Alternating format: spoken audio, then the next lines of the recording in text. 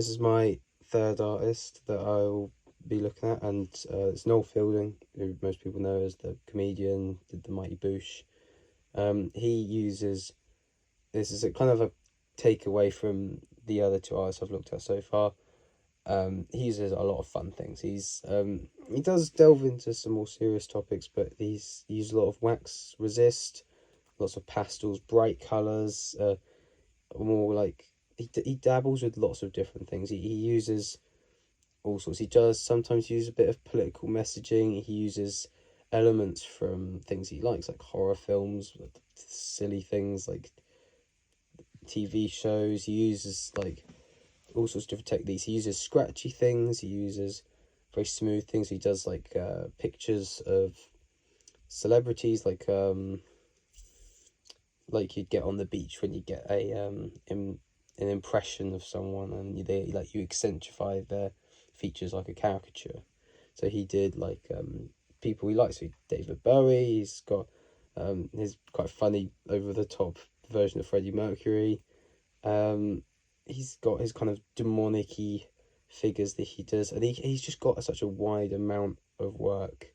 Like he has a lot. Like he obviously went to art school when he was younger, and then off the back of that did comedy and did the Mighty Boosh, and he did the costumes for Mighty Boosh as well. So he doesn't just work with kind of paint and work with wax resist, and he's got collage work. He's got things where he uses oil, pastels for like everything. He does tend to use a lot of black backgrounds. That's one of the things I've noticed. And he uses a lot within his like fashionable stuff. He likes his contrast between tight and baggy. Like if you look at his fashion stuff, which is quite a bit different, but he uses very slim trousers sometimes. Then he'll use massive trousers. You can see where his inspiration's from. It's very obvious. Like he's got almost. I read an article where someone's kind of talked about him being like a clown who wants to be goth. Like he has a very opethic look to some of his like get-ups he uses normally, and that translates into his fashion as well. And obviously he's done some not great things, but taking that away from the art, he's got some really like beautiful things. And he's got a lot of stuff which I think is very kind of reminiscent of looking at how the early sort of, if you look at like the posters for the bands like Jimi Hendrix Experience and like that kind of really early like vibrant Beatles stuff, when everyone was kind of getting to the psychedelics, and you can see that inspiration. You can also see the kind of very just kind of rock and roll sentiment with his things. So even when he designs his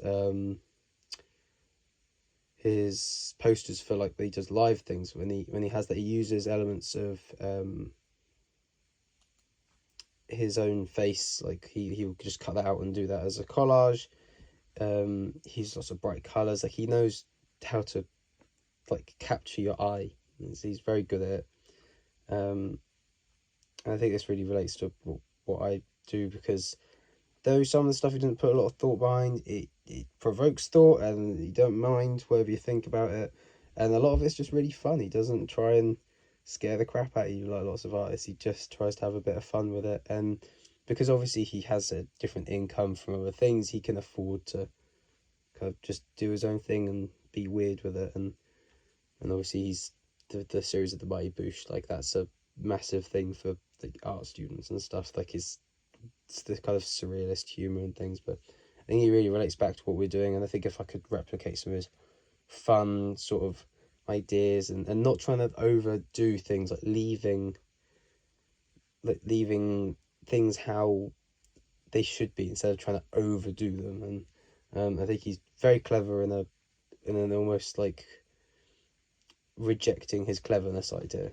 And that's my other artist I've looked at.